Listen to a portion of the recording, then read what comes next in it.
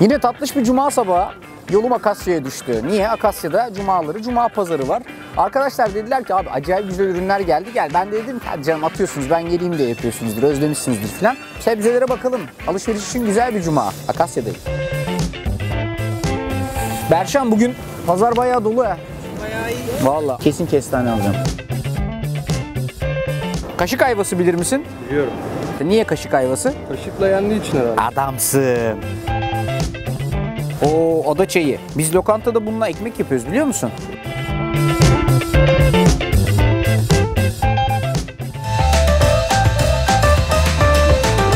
Akasya'dan aldığım kestaneleri güzel bir kestane iç pilav yaparak sizlerle bir tarif haline getirmeye karar verdim. Berşan biz niye kestane iç pilav yapıyoruz? Yılbaşı arifesinde şöyle bir kestane iç pilava hayır demezsiniz. Öncelikle bunu ne yaptığımızı söyleyeyim size. Kabuğu üzerindeyken kestanelerin bıçakla bir çizik attık. Suyun içerisinde bir 15 dakika falan beklettik. 15-20 dakika kadar böyle ılık suyun içerisinde. Ondan sonra çıkarttık, süzdük. Sonra tavada kabuğuyla beraber pişirdik. Sonra kabuğundan ayıkladık, böyle oldu. Başka nasıl yapabiliriz? Tost makinesi mi? Fırın. Vay be. Şöyle 2 tepeleme yemek kaşığı tereyağı koydum. İnce ince doğradığım soğanları ekliyorum içerisine. Başlıyorum bir çevirmeye. Fark ettiğiniz gibi birazcık da zeytinyağı koydum. Yani 2 yemek kaşığı zeytinyağı, 2 yemek kaşığı tereyağı, şöyle irice bir boy ince doğranmış soğan. Soğanı hafiften yumuşattık, birazcık terlettik. Arkasından 3 su bardağı pirinci soğanın üzerine ekliyorum ve pirinçler göz göz olana kadar güzelce kavuruyorum. İyi pilav yapmanın tekniği bence genellikle pirinci iyi kavurmaktan geçer. Şu ortasındaki beyazlıklar yok olana kadar hafifçe kavuracaksınız. Sadece kavuracağımız şey pirinç değil, birazcık baharatlar da olacak. Çünkü baharatlar da kavruldukça aromalarını güzelce salarlar. 1 yemek kaşığı kadar yeni bahar koyuyorum. Güzelce karıştırdım. Tarçını en son ekleyeceğim. Niye?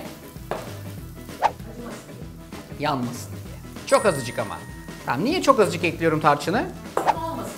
İşte Özlem Hanım bu işleri öğrenmiş. Bakınız yıllar içerisinde klasik bir ev kadınından gerçek bir mutfak şefine dönüşen Özlem Erginay'ın trajik hikayesini dinliyorsunuz sayın seyirciler. Başrol oyuncusu kestane, çam fıstığı, suda beklettiğim kuş üzümleri var. İçerisine ekliyorum. Her şeyi karıştırdıktan sonra artık suyunu ilave etmenin zamanı geldi. 3 bardak pirinç kullanmıştık buna. Demek ki ne kadar su kullanıyoruz Deniz Hanım? 6. Ne yaptın ya? Naz Hanım? Matematik yerlerde. Aşağı yukarı 4-4,5 su bardağı kadar suya ihtiyacımız var.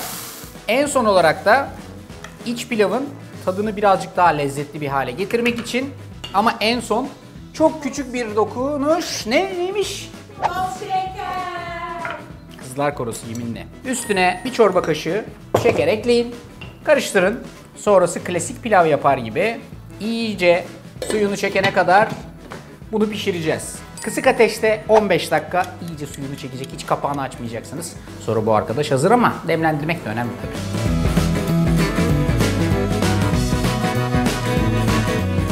Kestane kebap yemesi sevap. Şimdi bayağı güzel ve böyle tepeleme dolduruyorsunuz.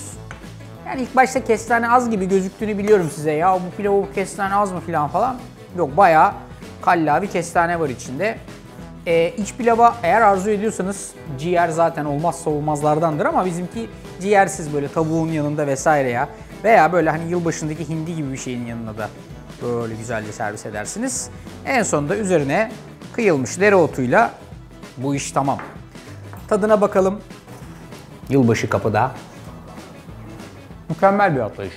Huzurlarınızdan saygı ve sevgiyle ayrılırken sizi kestane iç pilavla baş başa bırakıyorum. Kendinize çok iyi bakın.